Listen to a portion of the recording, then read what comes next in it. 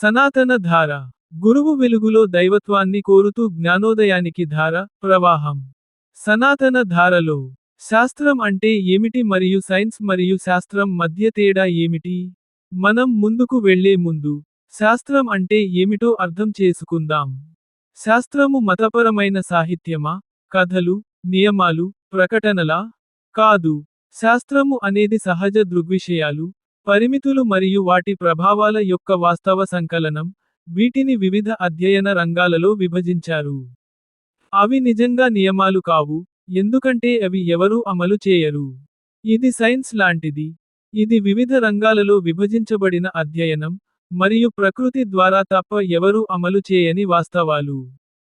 అటువంటి సంకలనం యొక్క మూలం సనాతన ధర్మం మరియు ఈ సాహిత్యం యొక్క వారసులు హిందూ మతంలో విస్తృతంగా అంతర్లీనంగా ఉన్నందున, దీనిని మతపరమైన సాహిత్యంగా భావిస్తారు. ఒక ఉదాహరణ తీసుకుందాం. గణిత శాస్త్రం అనేది సంఖ్యా గణనలు మరియు స్వర్గపు వస్తువుల కదలికల అధ్యయనం మరియు సంకలనం, ప్రధానంగా క్యాలెండర్లను రూపొందించడానికి మరియు భవిష్యత్తు మరియు గత ఖగోళ సంఘటనల కోసం ప్రణాళిక చేయడానికి ఉపయోగిస్తారు. సంఖ్యా గణనలను అంగీకరించడానికి మానవాతీత అస్తిత్వాన్ని నమ్మాల్సిన అవసరం లేదు. వాస్తు శాస్త్రం విషయంలో కూడా అదే జరుగుతుంది.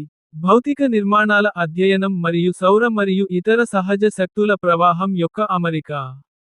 భౌతిక శాస్త్రం శాస్త్రం భౌతిక శాస్త్రం, రసాయన శాస్త్రం రసాయన ప్రతిచర్యలను వివరించే సంకలనం, జీవ శాస్త్రం అన్ని జీవుల అధ్యయనం మరియు వాటి శరీర నిర్మాణ శాస్త్రం, శరీరధర్మ శాస్త్రం, పదనిర్మాణం మొదలైన వాటి గురించి, యోగా శాస్త్రం ప్రకృతికి అనుగుణంగా మానవ శక్తి యొక్క శ్రేయస్సును నిర్వచించే సంకలనం, సముద్ర శాస్త్రం సముద్ర ప్రవాహం మరియు అస్తిత్వాల గురించి, ముహూర్తం శాస్త్రం ఇతర స్వర్గపు వస్తువులతో సమలేఖనంలో సమయ అధ్యయనం, జ్యోతిష్ శాస్త్రం అంచనాలు మరియు అవకాశాల అధ్యయనం.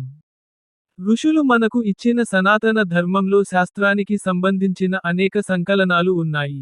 కానీ చంద్రుడు, సూర్యుడు లేదా మంచి ఆరోగ్యం యొక్క పురోగతిని అధ్యయనం చేయడానికి లేదా అన్వేషించడానికి మానవాతీత అస్తిత్వాన్ని నమ్మాల్సిన అవసరం లేదు. కాబట్టి శాస్త్రం అంటే శాస్త్రం అని అర్థమా? కాదు. సైన్స్ మరియు శాస్త్రాల మధ్య తేడా ఏమిటంటే సైన్స్ అనేది మానవులు ఇప్పటికీ పురోగతిలో ఉన్న మరియు ఇంకా చిన్న వయస్సులో ఉన్న బుద్ధి, మేధస్సు ఉపయోగించి నిర్వహించే అధ్యయనం. సైన్స్ ప్రధానంగా సేకరించిన సమాచారాన్ని ఉపయోగించి భౌతిక ప్రపంచంలోని దృగ్విషయాలను నిర్ణయించడం లేదా విశ్లేషించడం కలిగి ఉంటుంది మరియు కొలతలకు ఉపయోగించే కొలమానాలు ఇంద్రియ స్వభావం కలిగి ఉంటాయి, అంటే మనిషి యొక్క ఇంద్రియాల ద్వారా సమర్థించదగినవి. కాబట్టి సైన్స్ ఎక్కువగా సృష్టి యొక్క భౌతికతపై ఆధారపడి ఉంటుంది. అంటే భౌతిక అంశం ఈ భావన నెమ్మదిగా మారుతున్నప్పటికీ.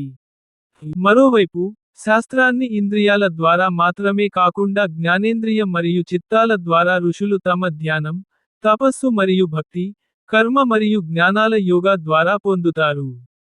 సైన్స్ యొక్క కొలమానాలకు వాటి పరిమితులు ఉన్నాయి మరియు అధ్యయనం ఇంకా చిన్న వయస్సులో ఉన్నందున మరియు పురోగతిలో ఉన్నందున, సైన్స్ మరియు శాస్త్రాలు ఒకటేనని భావించలేము. ప్రస్తుత శాస్త్ర ప్రమాణాల ద్వారా ఇంకా హేతుబద్ధీకరించబడని శాస్త్రంలోని ఏదైనా సాధారణంగా తాత్విక లేదా ఆధ్యాత్మికమైనదిగా పరిగణించబడుతుంది. అందువల్ల శాస్త్రం మతం లేదా మానవాతీత సంస్థలతో దగ్గరి సంబంధం కలిగి ఉంటుంది. కానీ దయచేసి గమనించండి.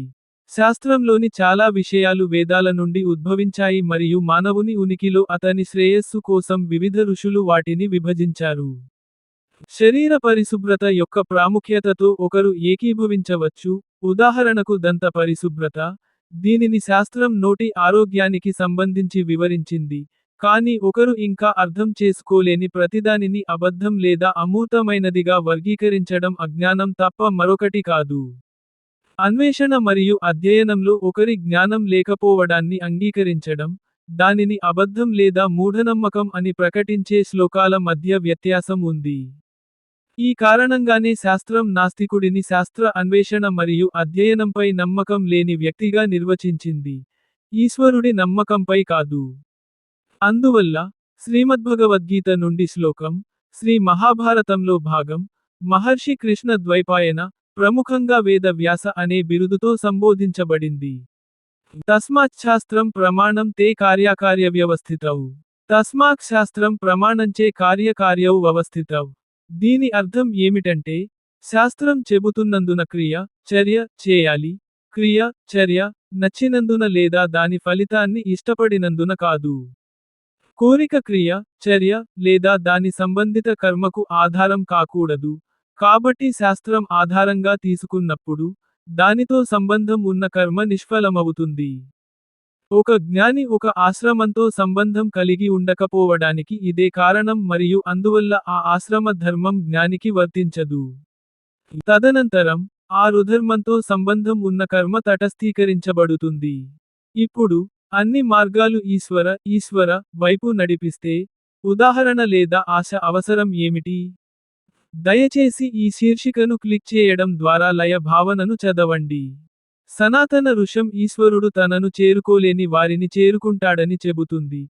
పూసలపై పడే తడి మట్టి బంతిలా, వారు దానికి అతుక్కుపోయేలా చేస్తుంది.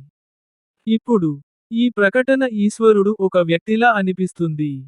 రమణ మహర్షిని ఈశ్వరుడు అంటే ఏమిటి మరియు ఒకరు ఆయనను ఎలా చూడగలరు అని అడిగినప్పుడు, ఈశ్వరుడు అనేది భావన అని, మరియు అది ఒక భావన కాబట్టి దానిని అన్వేషించాల్సిన అవసరం ఉందని, మరియు ఆ అన్వేషణ మార్గం ఒకరిని అభివృద్ధి చెందిన స్పృహ, కృతజ్ఞత మరియు శాంతి వైపు నడిపిస్తుందని అన్నారు. ఇవన్నీ కాకుండా, మేము ఎటువంటి విధులు లేదా నియమాలు లేవని చెప్పాము ఎందుకంటే మీకు నియమాలు ఉంటే, అంటే మంచి వర్సెస్ చెడు అనే వర్గీకరణ ఉంది. కానీ సనాతన ఋషం మంచి వర్సెస్ చెడు, సరైన వర్సెస్ తప్పు, మంచి వర్సెస్ చెడు అనే భావనను కలిగి ఉండదు. దీనికి ఒకే ఒక విషయానికి ఉంది, అది ఋషం, మరియు ధర్మం లేకపోవడం అధర్మం. ధర్మాన్ని అర్థం చేసుకునే ఎంపిక, దానిని ఎంచుకునే స్వేచ్ఛ లేదా ఎంచుకోకపోవడమే కాకుండా, ఒక ఎంపికను ఎంచుకోవడానికి కారణం ఒక జీవి యొక్క స్వేచ్ఛా సంకల్పం ఎందుకంటే అన్ని మార్గాలు ఈశ్వరుడికి దారితీస్తాయి. ఏదైనా సరే. భక్తి మరియు నవ విధ భక్తి అనే అంశాలు ఈశ్వరుడికి లెక్కలేనన్ని మార్గాలు ఉన్నాయని అర్థం చేసుకోవడానికి మనకు సహాయపడతాయి. కానీ ఒక వ్యక్తి ఒక నిర్దిష్ట మార్గం గురించి ప్రశ్న అడిగితే, సనాతన ధర్మం ఈ వాస్తవికత యొక్క నిర్మాణాన్ని మరియు దాని పరిమితులను వివరిస్తుంది కాబట్టి, దానికి స్వయంచాలకంగా ఆ ప్రశ్నకు సమాధానం ఉండాలి. అటువంటి ప్రశ్నలకు సమాధానం ఇవ్వడానికి, మనకు శాస్త్రం ఉంది, మరియు శాస్త్రం ధర్మాన్ని వివరిస్తుంది మరియు శాస్త్రం ఈ వాస్తవికతకు ఒక పరిమితి, మనకు నచ్చినా ఇష్టపడకపోయినా. కాబట్టి ధర్మం ఒక ఎంపిక కాదు. ఇది మన ఎంపికతో సంబంధం లేకుండా వర్తిస్తుంది. ఈ సృష్టి, ఈ వాస్తవికత మరియు ఈ ఉనికి మన ఎంపిక కాదు. కానీ అది ఇక్కడ ఉంది మరియు మనం ఇక్కడ ఉన్నాము. అందుకే ధర్మం అనేది ఒకరు ఎంచుకోగల లేదా రాజీనామా చేయగల విధి లేదా బాధ్యత కాదు. మా ఛానల్ని లైక్ చేయండి మరియు సబ్స్క్రైబ్ చేయండి. ఈ వీడియో మీకు నచ్చితే షేర్ చేయండి. Like and subscribe our channel. Share this video if you like it. https://www.youtube.com/@mybices33